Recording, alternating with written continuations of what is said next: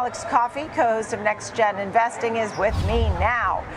We've gotten in jobless claims. We're waiting on, we were just talking about CPI for next week and then earnings. And we've already gotten in the Delta earnings, giving us at least a brighter picture. Some of your thoughts on the levels that you're watching here this morning, Alex.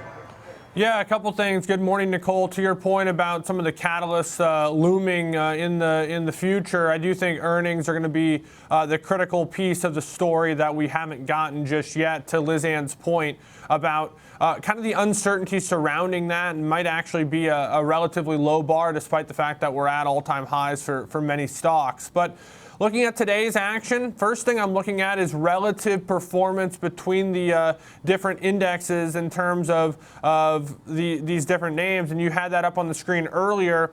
Today looks to be a NASDAQ day early with the Russell lagging. That's different than what we've seen. Now we have up on the screen some of the levels intraday to maybe have on your radar. Now, this isn't, really high-level technical analysis in terms of selecting these levels. I'm just looking at the last couple of days of trading. We've been relatively range-bound and looking for levels that had been really relevant throughout the day. And one is essentially the highs of the last two sessions, which is basically where we opened around 62.65.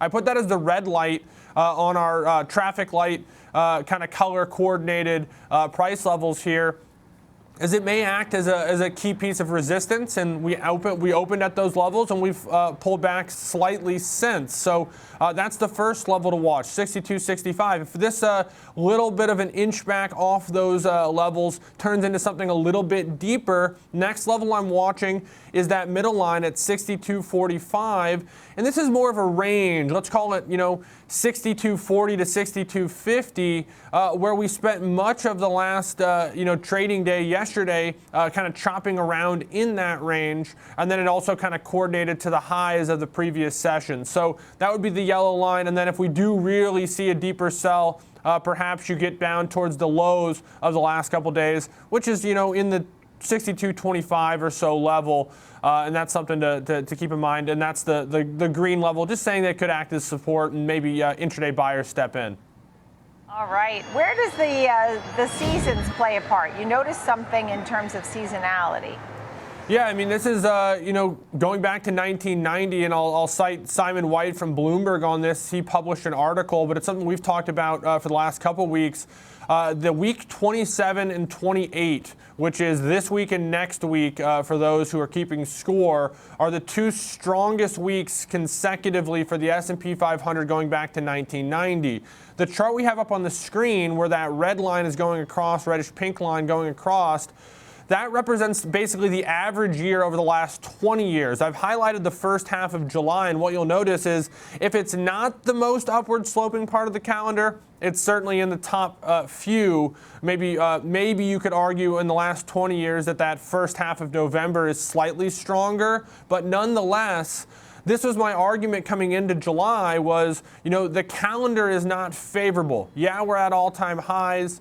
Yeah, there's these tariff announcements, but sometimes we're overthinking things, Nicole, and absent some major surprise, this is a heavy vacation time. It's a quieter time of the year. We saw it last year, if you recall, despite the fact that the second half of July and early August were very volatile. You had a pretty significant melt up in the first half of July, led by many of these AI tech stocks. So, and the last thing I've noticed is, despite the really, really volatile first half of the year, and you can see that on that chart relative to the overall performance of the average year, we've actually caught up and we're actually ahead of the average pace. So up like 6% right now. The average year is around 10% over the last 20. So ahead of pace despite the volatility. So if you were patient, you stayed invested, you're reaping the benefits now.